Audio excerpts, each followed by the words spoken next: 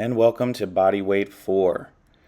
As usual, you can warm up alongside me. We're going to start in a standing position. We're going to do some big arm swings to open it up today. And this is our only upper body warm up. So really make sure you're flapping your wings here, getting wide with your arms, going over, under, right, left, and finding a nice stretch of the chest with your arms outstretched and letting your shoulder blades separate a little when you squeeze your arms together.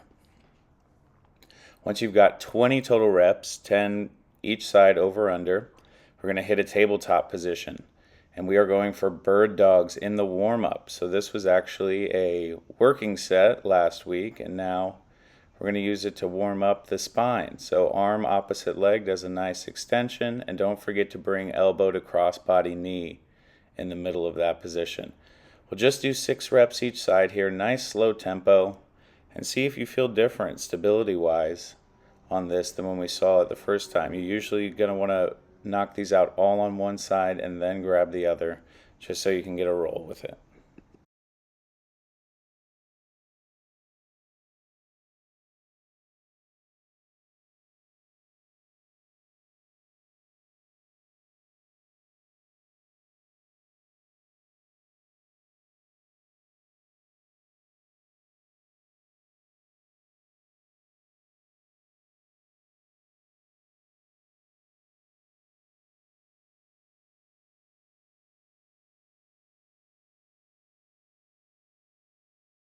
For our next position, we're going to stay in tabletop, swinging your knee and foot out to the side, squeezing your side hip on a fire hydrant. We have 10 reps each side here.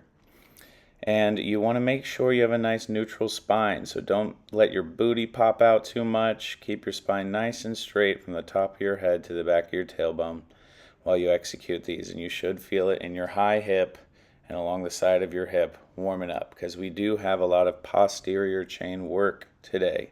So that's glutes, that's hamstrings. We want to make sure everything is ready for motion.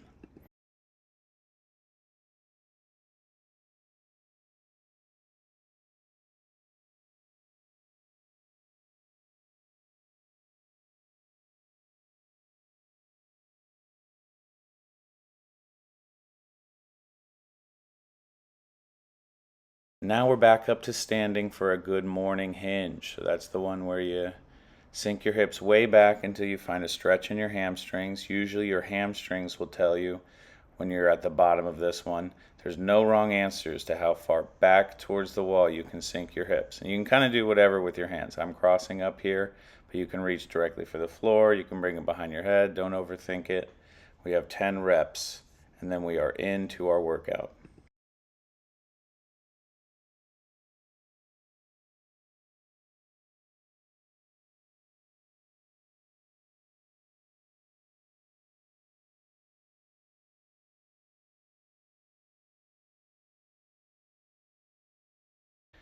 And we're working intervals again today. So 3 rounds of that 30 seconds work, 60 seconds rest with your iPhone timer.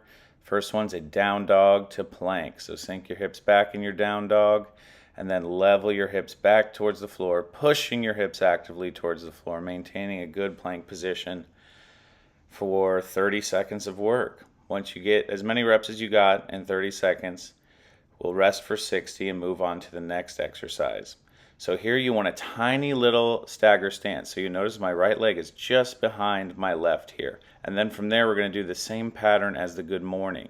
So you sink your hips back towards the wall, but you're focusing on your front leg. And we're actually going to do our legs in separate intervals today. So move 2 and 3 are going to be a staggered hinge. So knock them all out on your right side, rest if needed, or you can go straight into your left leg if you want and knock those intervals out back to back.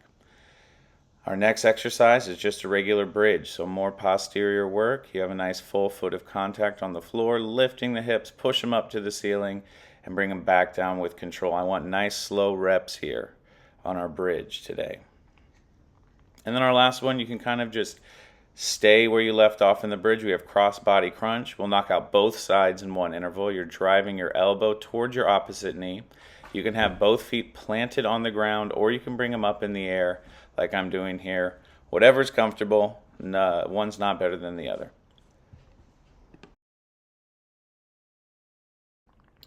And here is the workout of the day if you want to pause here so you can remember as you work through your circuit. And that will be it. We're into the cool down now. So we're going to start off your back in a figure 4 stretch. So you cross your ankle over your knee. You can leave your foot in the air here or bring it down to the floor if you feel a big enough stretch here with your foot on the floor. Sometimes I like to bring up my knee and pull my foot towards my face. But essentially, if you have that ankle crossed over the knee and you're kind of bringing it back towards your face, finding a hip stretch, you're doing all right. We have 30 seconds in this position.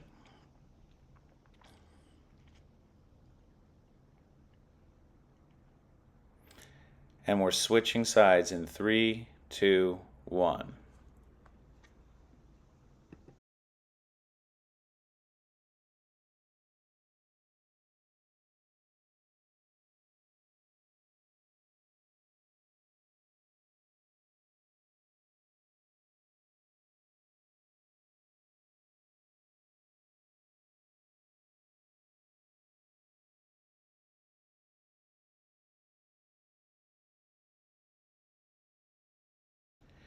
Our next stretch will be off your butt. We're just going to do a classic butterfly. 30 seconds starts in 3, 2, 1.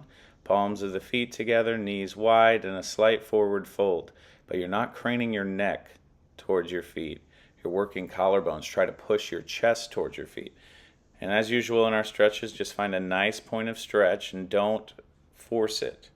If you're feeling a stretch, just hang on there and ride out the 30 seconds.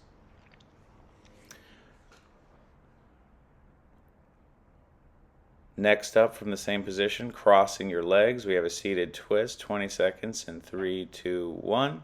Chest high, your right arm's behind you, your left arm is catching the left knee, belly button drawn in towards your spine to deepen your twist, and you gaze over your back shoulder there.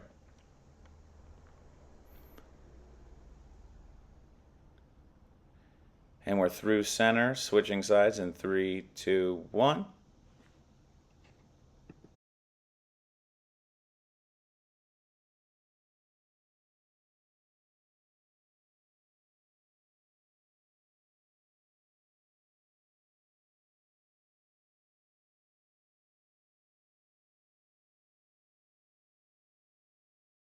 And now you can remain seated or lie flat for a little 4-part box breathing. Exhale all your air.